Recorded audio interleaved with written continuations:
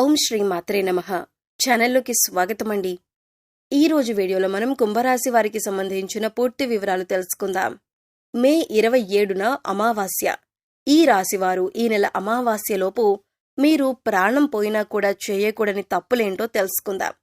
అయితే ఈ రాశివారు ఏ విషయంలో జాగ్రత్తగా ఉండాలి, ఈ సమయంలో ఏ తప్పులు అస్సలు చేయకూడదు అనే అంశాలను ఈ వీడియోలో మనం వివరంగా తెలుసుకుందాం.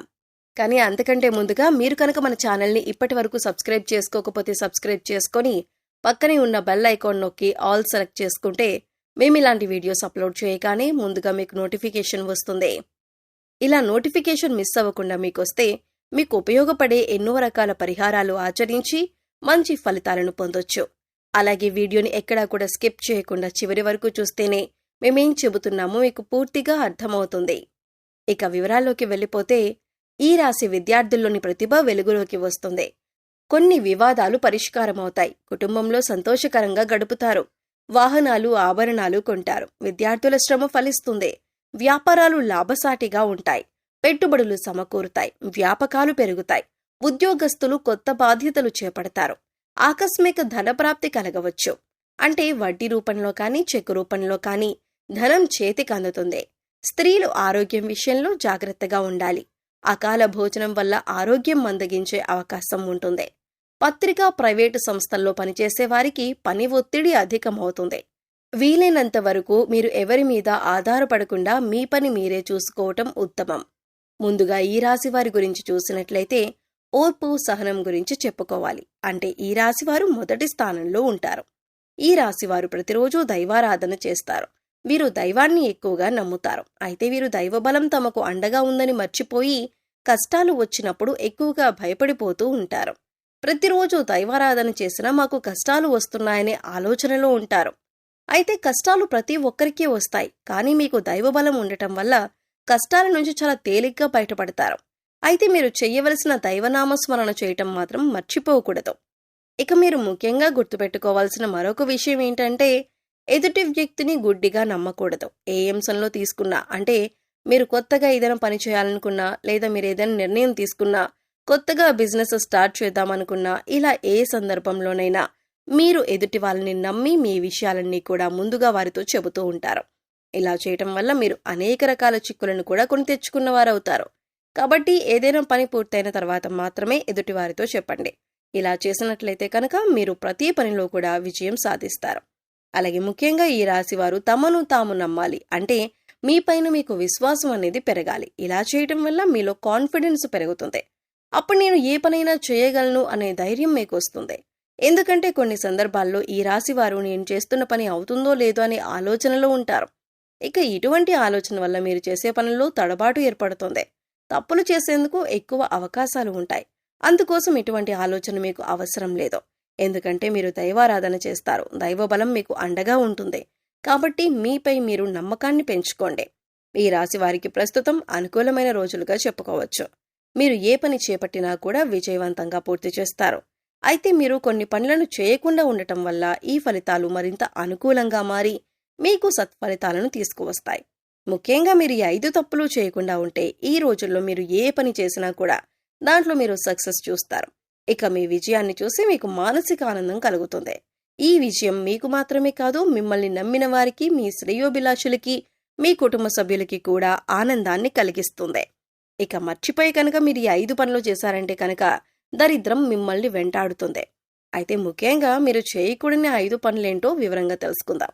అందులో మొదటిగా చీకటి పడిన తర్వాత, ముఖ్యంగా దీపాలు పెట్టే వేళ అంటారు. ఈ సమయంలో ఎవరైనా పెరుగు అడిగితే వారికి పెరుగు ఇవ్వకూడదు. ఎందుకంటే చీకటి పడిన తర్వాత, అంటే దీపాలు పెట్టే సమయంలో పెరుగు ఇవ్వటం వల్ల దరిద్రం మిమ్మల్ని వెంటాడుతుంది. ఇక మరొక పని మీరు చేయకూడనిది ఏంటి అంటే ఇల్లు తుడిచే చీపురిని తొక్కటం కానీ, లేదా ఈ చీపురిని బీరువాకి ఆనించి పెట్టడం కానీ చేయకూడదు. చీపురిని మనం శుభ్రలక్ష్మీ దేవతగా భావిస్తాం. అలాగే ఇంట్లో ఉండే బీరువాను కూడా పరమపవిత్రంగా లక్ష్మీదేవిగా భావించి పసుపు రాసి బొట్టు పెడుతూ ఉంటాం. రెండింటినీ లక్ష్మీదేవిగా భావించినప్పటికీ కూడా చీపురును మాత్రం బీరువాకి తగలనివ్వకూడదు. అంటే బీరువాకి ఆనించి ఉంచకూడదు. కొంతమందిని చూసుకున్నట్లయితే చీపురిని బీరువా పక్కన పెడుతూ ఉంటారు. ఇది చాలా తప్పు. ఇలా చేయటం వల్ల కష్టాలను ఎదుర్కోవలసి వస్తుంది. ఇక మరొక పని మీరు చేయకూడని పని ఏంటంటే మీ వల్ల ఏ ఆడవారు కూడా కన్నీళ్లు పెట్టకుండా చూసుకోవాలి. అది మీకు తెలిసిన వారైనా, కుటుంబ సభ్యులైనా లేదా ఇతర ఏ స్త్రీలైనా సరే, మీ వల్ల స్త్రీలు కంటతడి పెట్టకుండా చూసుకోండి. మీ వల్ల స్త్రీలు ఏడ్చినా, బాధపడినా మీరు కష్టాలు కొని తెచ్చుకున్నవారవుతారు.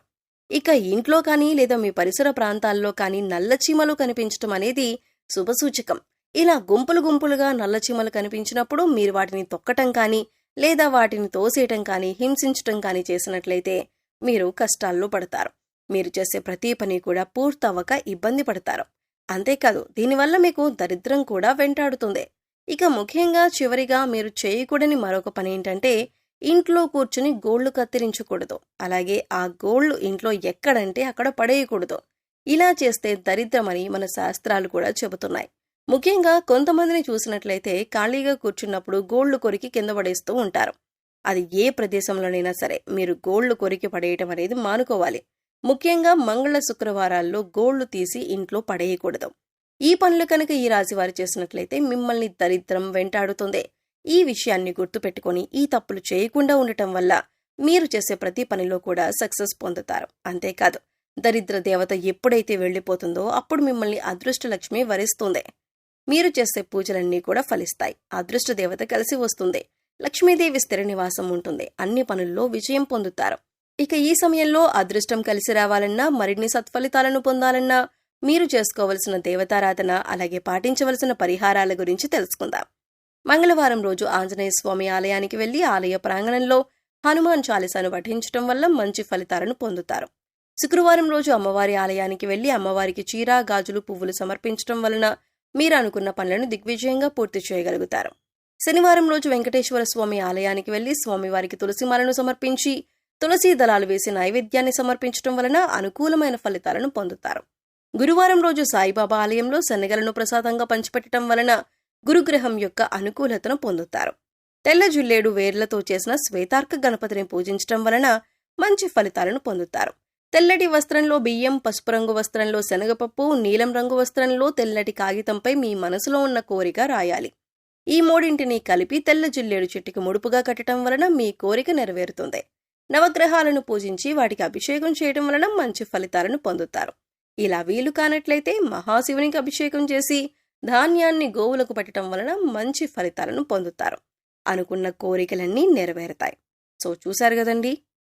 ఈ నెల 27న అమావాస్యలోపు కుంభరాశి వారు ప్రాణం పోయినా కూడా చేయకూడని తప్పులేంటి, తీసుకోవలసిన జాగ్రత్తలేంటి అనే అంశాలతో పాటుగా ఈ సమయంలో మీరు చేసుకోవలసిన దేవతారాధన అలాగే పాటించవలసిన పరిహారాల గురించి ఈ వీడియోలో మనం వివరంగా తెలుసుకున్నాం కదా. ఈ వీడియో మీకు నచ్చినట్లయితే లైక్ చేయండి. మీ ఫ్రెండ్స్ అండ్ ఫ్యామిలీ మెంబర్స్లో కుంభరాశి వారు ఎవరైనా ఉంటే వారితో ఈ వీడియోని షేర్ చేసుకోండి. అలాగే ఇప్పటి వరకు మన ఛానల్ని కనుక సబ్స్క్రైబ్ చేసుకోకపోతే సబ్స్క్రైబ్ చేసుకుని పక్కనే ఉన్న బెల్ ఐకాన్ నొక్కి ఆల్ సెలెక్ట్ చేసుకుంటే మేము ఇలాంటి ముఖ్యమైన విషయాలు తెలియజేసినప్పుడు మీకు నోటిఫికేషన్గా వస్తుంది. మరో చక్కటి వీడియోతో మళ్ళీ కలుద్దామండి. ఓం శ్రీమాత్రే నమః.